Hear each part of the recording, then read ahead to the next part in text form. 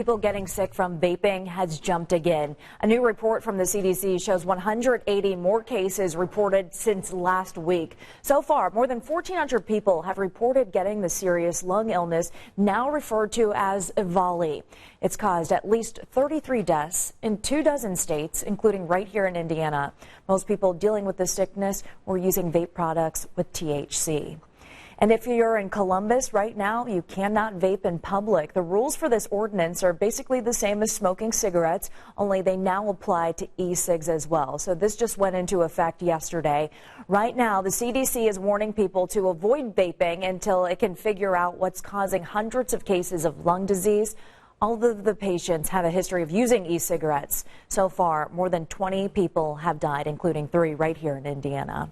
And popular e-cigarette brand Juul announced it's halting sales of its fruity flavored liquids. Until further notice, Juul will only sell tobacco, mint, and menthol pods. And this comes ahead of President Trump's plans to ban flavored vaping products nationwide. But the company has been under fire recently, with some saying those flavors can get teens hooked.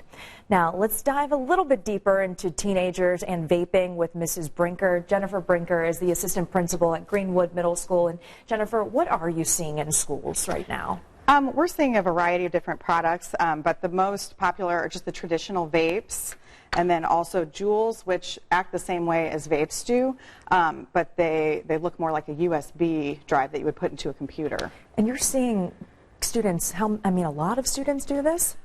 It's increased quite a bit over the last few years, and younger kids are actually vaping and juuling now. So are you actually concerned for student safety with knowing this? I'm very concerned. I think a lot of students don't realize that there's actually nicotine, and I think a lot of the public believes that this is a healthier option than cigarettes, but actually one of these Juul pods contains as much nicotine as an entire pack of cigarettes. So that's obviously not the case. And as you said, we're seeing more and more deaths nationwide, so I'm very concerned.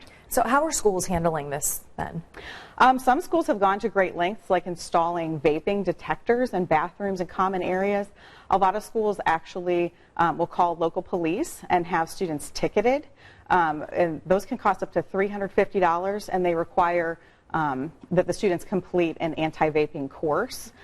Schools are still doing Red Ribbon Week, which actually is kicking off this next week here, informing about the dangers of drug use, and now that includes vaping and juuling as well. And then also, our staff has to constantly keep up to try and keep one step ahead of the kids. So they're selling now devices where kids can more easily hide vaping. There are smartwatches that are functioning smartwatches that kids can vape out of.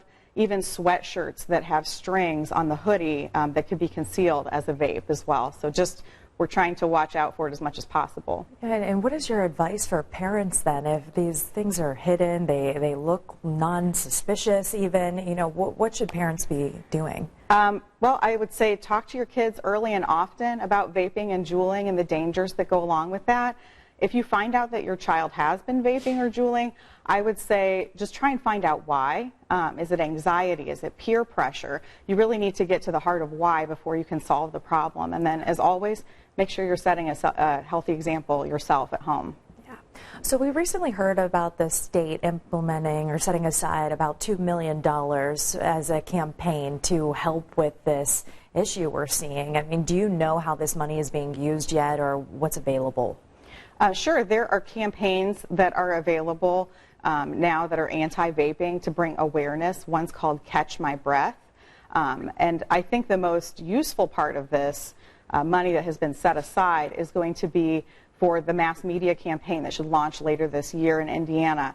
That's how a lot of these companies, especially Juul, are going after kids as they're on social media advertising. So this should help to cross some of that out, I hope. And we just mentioned that before we started your interview about Juul, halting the flavors right now. And do you think that is a step in the right direction since they have been get more appealing to teens, the flavors specifically? Right. When you flavor something like gummy bear, it seems like you're even going, after possibly even younger kids than teenagers. So I think it's a step in the right direction. Okay. Jennifer, thank you so much. Thank you. That was Schools in Session with Mrs. Brinker. Now here